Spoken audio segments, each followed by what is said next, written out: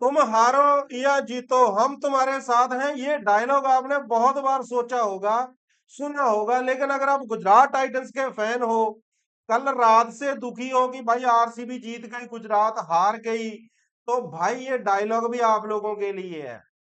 भाई देखो, अच्छे टाइम में हजारों सपोर्टर मिलते हैं, अच्छे टाइम में हजारों लोग आपके साथ आ जाते हैं, लेकिन बंदा वही है, सपोर्टर वही है जो बुरे टाइम में टीम का साथ दे। वही काम करना है आप लोगों को, यही काम करना है हम लोगों को, और यही काम करना है उन लोगों को जो सपोर्ट तो करते हैं लेकिन शायद ओपनली नहीं करते होंगे। भाई गुजरात टाइटंस की टीम को अगर कोई बंदा आईपीएल शुरू होने से पहले ये कहता कि आप इस आईपीएल के रनर अप हो, तो शायद मुझे लगता गुजरात टाइटंस की टीम खुद ना मानती, लेकिन गुजरात टाइटंस के फैंस या मैं ज्यादातर तो एग्री हो ही जाते। भाई मुझे पता है बहुत लोग दुखी हैं इस चीज के लिए, बहुत लोग शायद रोए भी होंगे, बहुत लोग तो ऐसे भी होंगे जिनको इस चीज से प्रॉब्लम है कि आरसीबी क्यों जीत गई। भाई आरसीबी जीती है क्योंकि वो डिजर्विंग थी, उन्होंने अच्छी क्रिकेट खेली है। फाइनल हारने का देखो, मैंने बहुत दफा कहा है कि भाई ये टीम कम बैक करेगी, ये टीम कम बैक कर लेती है, लेकिन आई थिंक फाइनल मैच के बाद तो कम बैक फिर अगले साल ही होता है। भाई गुजरात टाइटंस की टीम में क्या कमियां रह गई, क्या क्या कमियां हैं, वो कमियां कैसे पूरी हो सकती हैं, और सबसे बड़ा सवाल कि क्या शुभमन गिल फाइनल मैच में वो कप्तान दिख रहा आपको? मेरे को तो नहीं दिखा भाई। क्यों? क्योंकि बॉडी लैंग्वेज एक कप्तान की जो होनी चाहिए थी वो नहीं थी। हाँ भाई, आप किसी के भी फैन हो, चाहे आप शुभमन गिल के बहुत बड़े डाई हार्ट फैन हो, बुरा लगेगा, लेकिन शुभमन गिल ने 1% भी कप्तान वाला कोई भी जेस्चर नहीं दिखाया। क्यों? क्योंकि भाई साहब आप डिफेंड करने जा रहे हो। भाई यहाँ पे दुनिया में 120 टारगेट, शुभमन गिल को सीखना चाहिए रोहित शर्मा से। क्यों भाई? पाकिस्तान के खिलाफ 119 भी डिफेंड कर लिए थे इंडिया ने। यार बड़ा कप्तान वो नहीं होता कि जो जीते वही बड़ा कप्तान है, बड़ा कप्तान वो भी होता है जो हार कर, मतलब आखिर तक हार ना माने। लेकिन ठीक है भाई, कप्तान है, नया कप्तान है, सीखेगा, आगे आने वाले समय में सीखेगा, इस पे भी बात होगी। गुजरात टाइटंस के फैंस की भी बात होगी, आरसीबी की भी बात होगी। ये मत समझना कि हम आरसीबी की बात नहीं करेंगे। मैंने प्रीव्यू में ये चीज कही थी, अब भी ये चीज कहूंगा कि भाई गुजरात टाइटंस की टीम की हम बात करते हैं, लेकिन आरसीबी की भी बात करेंगे, क्योंकि भाई आरसीबी चैंपियन है यार। हम वो हिटर नहीं है, हम वो लोग नहीं है कि भाई हम मतलब हम कह दें कि भाई हम आरसीबी की बात ही नहीं करेंगे। अगर गुजरात टाइटंस के फैन ये एक्सपेक्ट करते हैं कि भाई हमारी टीम की बात नहीं होती, तो फिर हम दूसरी टीम की भी तो बात करेंगे ना। हम वो वाले काम क्यों करें? इन सभी टॉपिक्स पे बात होगी भाई, वीडियो को शुरू से लेकर एंड तक देखना। किस बंदे का सबसे बड़ा कसूर है भाई, कौन बंदा सबसे बड़ा कसूरवार है इस मैच हारने का या पूरे टूर्नामेंट में हारने का? मैं एक नाम ले दूंगा, उसका नाम है राहुल तेवतिया। ठीक है, बहुत लोग कहेंगे ये वो, उसका नाम राहुल तेवतिया है। मैं आपको आगे जाकर बताऊंगा कैसे। लेकिन और भी है भाई, और भी सारे हैं, और आशीष नेहरा जी भी हैं भाई, जिन्होंने शायद बॉलर्स पे पूरा फोकस दे दिया, लेकिन बल्लेबाजों पे कोई फोकस ही नहीं दिया, मिडिल ऑर्डर पे कोई फोकस ही नहीं दिया। सारी दुनिया ये कहती रही कि भाई इनके टॉप 3 है, टॉप 3 है, टॉप 3 है, टॉप 2 ही थे। सो इन पे बात होगी भाई, वीडियो को शुरू से लेकर एंड तक देखना। ये जो जितनी भी मैं बात करूंगा भाई सारी दिल से करूंगा। सो पहले भी मैंने दिल से ही बात की है, अब भी दिल से ही करूंगा। सो वीडियो को शुरू करते हैं भाई। सत श्री अकाल जी, राम राम जी, अस्सलाम वालेकुम जी। मेरा नाम है हैरी गिल, आप देख रहे हो हमारा यूट्यूब चैनल। मैंने जो बात शुरू में कही है ना कि तुम जीतो या हारो, हम तुम्हारे साथ हैं, हम तुम्हारे साथ हैं, ये कहना चाहिए गुजरात टाइटंस के हर फैन को। क्योंकि भाई देखो यार, प्राउड मोमेंट है, अब रनर अप हो। जो 9 और टीमें थी इस आईपीएल में, उनमें से एक चैंपियन है, बाकी 8 टीमें क्या है, वो फाइनल खेलना भी एक बहुत बड़ी अचीवमेंट होती है।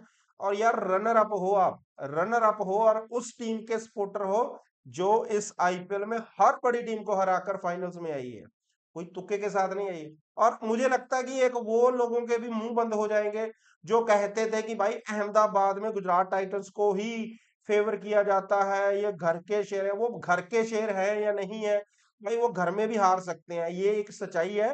क्योंकि गलतियां करोगे तो हारोगे। सबसे पहले भाई आरसीबी की बात करते हैं, फिर हम गुजरात की बात करेंगे, क्योंकि आरसीबी की बात करने के लिए हमारे पास थोड़ी बात करेंगे, गुजरात की ज्यादा बात करेंगे। भाई आरसीबी की टीम इस आईपीएल में जब खेलने आई थी, डिफेंडिंग चैंपियन थी, पूरे आईपीएल में आई थिंक मुझे लगता है पूरे आईपीएल में उन्होंने 16 मैचेस खेले हैं, आई थिंक 16 या 16 नहीं तो 15 मैचेस खेले होंगे, 16 मैचेस खेले, सॉरी आई थिंक सो 16 नहीं, हाँ 16 ही खेले हैं। ठीक है, 14 15 16, हाँ 16 ही खेले हैं, मतलब हमने 17 खेले हैं। लेकिन मेरे कहने का मतलब है कि उन 16 मैचेस में आरसीबी के मुझे लगता है ज्यादा से ज्यादा नहीं तो भाई 8 ऐसे प्लेयर होंगे जो हर मैच में अलग अलग प्लेयरों ने प्लेयर ऑफ द टूर्नामेंट जीता है। और आप जीटी के बता दो कितने हैं भाई? या तो शुभमन गिल जीतेगा, या साई जीतेगा, या भाई वाशिंगटन सुंदर जीत लेगा, या बॉलर जीत लेंगे। कोई मिडिल ऑर्डर का प्लेयर कभी, प्लेयर राहुल तेवतिया कभी प्लेयर ऑफ द मैच गया है भाई? नहीं गया होगा, आई थिंक, पता नहीं गया है कि नहीं गया, लेकिन नहीं गया आई थिंक सो। लेकिन आरसीबी की टीम भाई एज ए चैंपियन ही खेली है, और एज ए चैंपियन कैसे बना जाता है वो आई थिंक आरसीबी की टीम।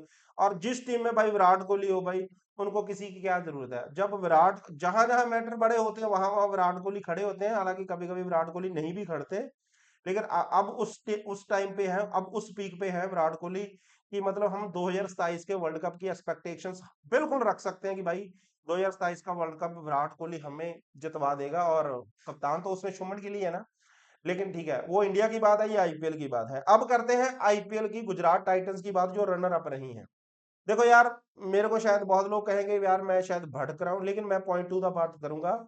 देखो, आपको मेरी बात, वे ऑफ टॉकिंग से पता चल जाएगा कि भाई दुखी तो हम भी हैं, अब क्या करें, मुस्कुरा रहे हैं, लेकिन मुस्कुराइए, आप गुजरात टाइटंस के फैन है, यही कह सकते हैं बस। लेकिन हाँ, एक चीज है भाई, इस टीम पे कल भी प्राउड था, आज भी प्राउड है, और परसों भी प्राउड रहेगा। क्योंकि भाई जब जब इस टीम को दबाया गया, जब जब इस टीम को कहा गया कि ये टीम नहीं जीत सकती, ये टीम डिपेंडेंट है, ये टीम के टॉप 3 है, इस टीम ने जीत के दिखाया। लेकिन उसमें सबसे बड़ा योगदान जो था ना, वो साई सुदर्शन एंड शुभमन गिल का था। भाई जॉस बटलर का तो नाम मुझे लगता है लिया जाता है, 500 प्लस रन बनाए हैं, लेकिन जॉस बटलर इस पूरे आईपीएल में आप लोग बता दो कि भाई जिस मैच में स्टार्ट ना दिया गया हो, वहां पे जॉस बटलर ने कुछ किया हो। भाई आई थिंक 4 या 5 मैचेस ऐसे हैं जहां पे फ्लॉप हुआ है शुभमन गिल एंड साई सुदर्शन। उस मैच में जॉस बटलर कभी कुछ नहीं कर पाता, और जॉस बटलर का बुरा फॉर्म कहीं ना कहीं गुजरात टाइटंस को भी लेकर डूबा है। लेकिन ठीक है यार, हर प्लेयर से हम अगर एक्सपेक्टेशंस रखते हैं तो भाई अप एंड डाउन सब कुछ होता है। लेकिन बाकी प्लेयर्स, आशीष नेहरा जी भाई, आशीष नेहरा निशांत सिद्धू को खिलाते हैं, वाशिंगटन सुंदर को, जब जिस टीम में वाशिंगटन, नो डाउट भाई वाशिंगटन सुंदर का आई थिंक फोर्थ प्लेयर होगा जीटी का, जो आई थिंक चौथे नंबर पे आता है जो गुजरात के लिए, जिसने सबसे ज्यादा रन बनाए हैं। पहले पे गिल और साई हैं, पहले दूसरे पे, और फिर जॉस बटलर, और फिर तीसरे पे आते हैं हमारे वाशिंगटन सुंदर। लेकिन भाई ऑनेस्टली बता देना, निशांत सिंधु, वाशिंगटन सुंदर और राहुल तेवतिया, ये तीन लेफ्टी मतलब किस पॉइंट ऑफ टाइम पे आपको लग रहे हैं कि भाई ये एक बेहतरीन middle order, lower middle order के अच्छे बल्लेबाज हैं? नहीं लगता ना। वही प्रॉब्लम है। अब बहुत लोगों के माइंड में ये है कि भाई इनको हटा के इसको ले आओ, उसको ले आओ, इसका भाई देखो, किसी को भी ले आओ, किसी को भी ले आओ, लेकिन ये प्रॉब्लम हमेशा से थी गुजरात की और रहेगी।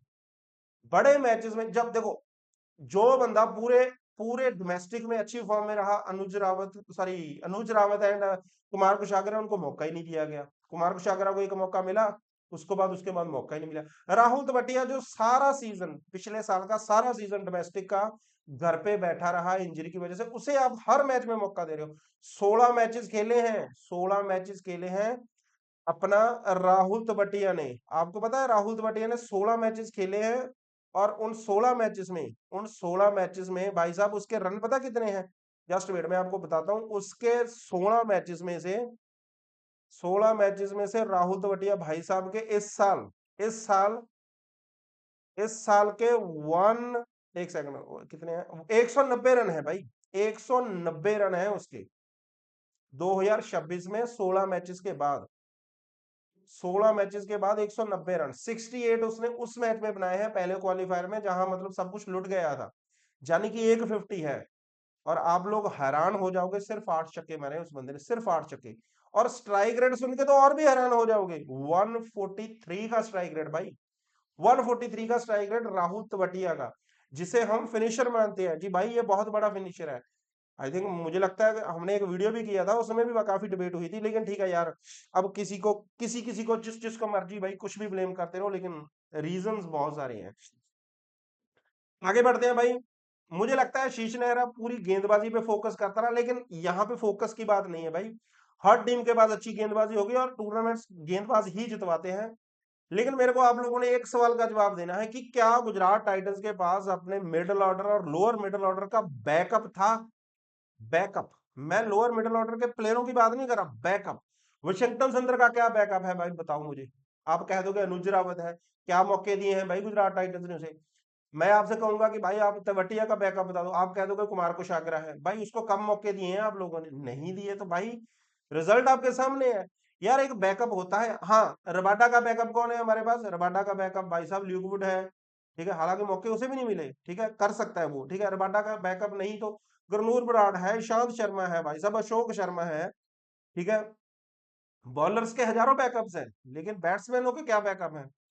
कभी आपने ये चीज नोटिस किया कि भाई साई सुदर्शन अगर अनफिट हो जाए तो 2 मैचेस के बाद ओपनर का बैकअप कौन है? कौन बैकअप है? कुमार कुशाग्रा जो मिडिल ऑर्डर में खेलता है उसको ओपनर खिला दिया।